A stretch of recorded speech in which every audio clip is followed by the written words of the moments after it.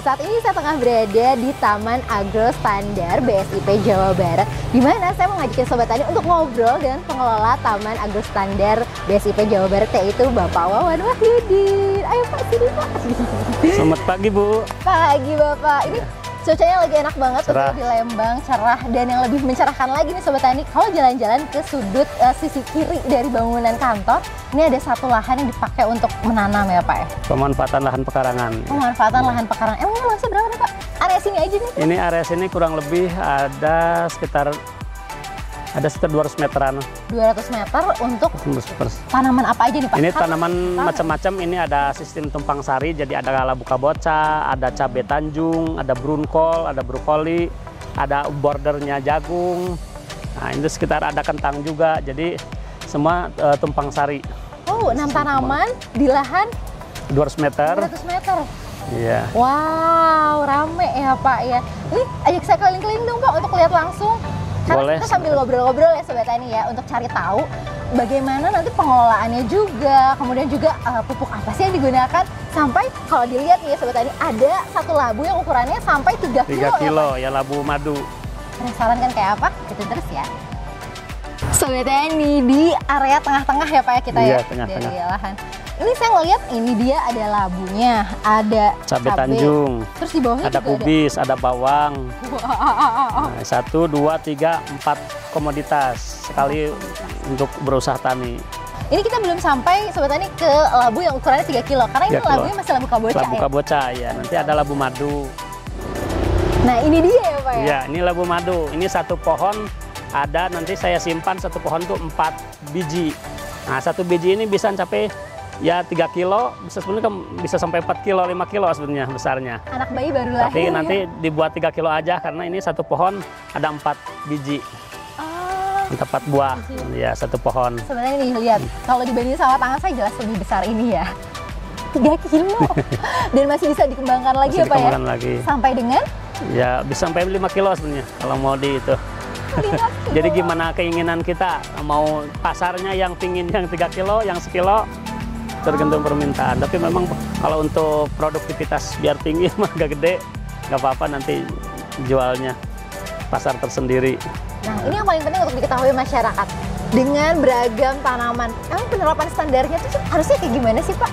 Ya ini kalau sistem biasa yang dikerjakan biasanya sistem tumpang sari. Nah ini ada teknik yang cara penanamannya juga nggak terlalu ini. Jadi biasanya nanti setelah pasang pupuk kandang, pupuk dasar semuanya full.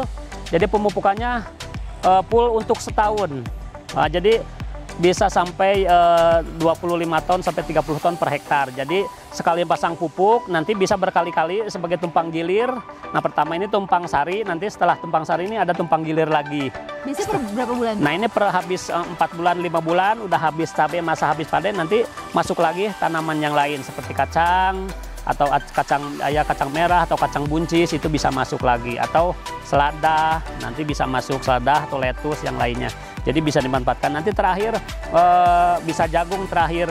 Jadi ini bisa ke 3 kali penanaman, 3 periode lah. 1 tahun, 3 periode. Dengan beragam tanaman. Beragam tanaman 1 periode ini bisa 4 macam komoditas. Nah ini terakhir biasanya untuk namanya kalau orang Sunda bilang mulung bekas sisa. Jadi sisa pupuk yang itu nanti dihabiskan oleh jagung sama buncis nanti terakhir. Sekalian fungsinya ada dengan rotasi sama buncis dan jagung ini memang bagus untuk sistem standar. Jadi tujuannya pergiliran tanaman itu juga salah satu untuk menekan patogen penyakit yang bisa merugikan utuh tanaman. Oke, sekarang mau ngajak aku kemana nih Pak? Dengar-dengar ada yang namanya jagung merah ya Pak? Jagung merah ada. Ini nggak pas kalau kita nggak lihat langsung Pak. Inilah dia. Ya, tanaman border. Tanaman border kita yaitu jagung merah ya. Sebagai penahan, karena ini di sepanjang jalan juga ada jalan mobil, jadi kendaraan berlalu lalang, kadang-kadang debu. Makanya biasanya lihat aja di jagung. Jadi sebelum nempel angin sini ditahan dulu sama jagung. Angin untuk membawa penyakit dari sebagai ini bisa tertahan sama jagung. Jadi sebagai border, namanya border sebagai penghalang lah. Nah ini juga pagernya dulu. Di samping juga ini jagung yang nilai jualnya cukup lumayan harganya di pasaran. Nah tadi kenapa pemanfaatan tidak ada yang terbuang semuanya, bahannya nih nanti kita buat kompos.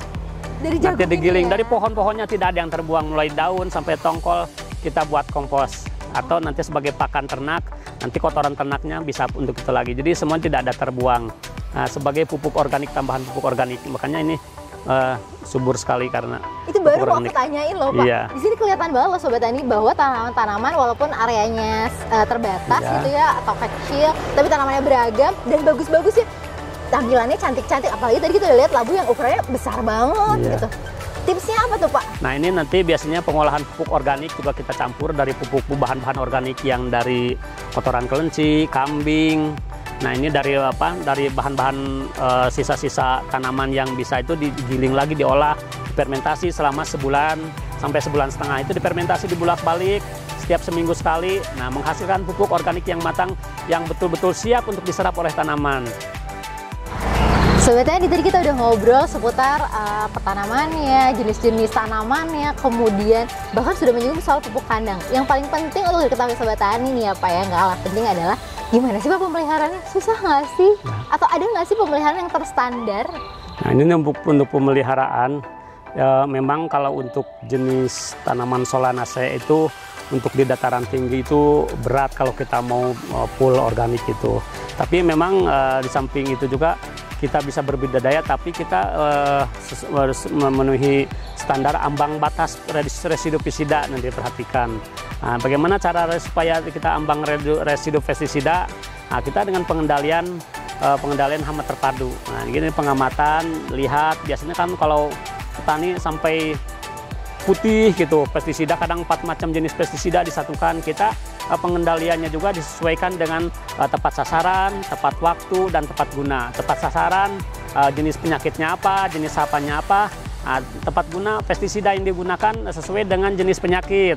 Nah, tepat waktu, kapan saatnya waktu penyemprotan. Jadi bisa diatur, dilihat tergantung populasi serangan hama dan penyakit juga itu kita diperhatikan. Jadi itu mungkin standar untuk supaya ambang batas residu pestisida yang kita perhatikan. Jadi jangan sampai penggunaan pestisida sampai terlalu banyak melimpah. Banyak juga nggak baik. Ya, pemborosan uang, nanti biasanya biaya produksi tinggi. Biasanya untuk menekan biaya produksi rendah, nah seperti ini biasanya dengan pengendalian hama terpadu. Oke, itu dia ngobrol-ngobrol kita singkat aja tapi udah banyak banget insight-nya. Dan nanti di video-video berikutnya kayaknya kita harus bikin deh Pak video tentang apa aja nih, pupuk kandang, kemudian pestisida nabati, tadi juga tentang perangkap hama. Menarik ya Sobat Tani. Makanya follow terus sosial media kita untuk cari tahu ilmu-ilmu lainnya tentang pertanian. Dadah, terima kasih ya Pak.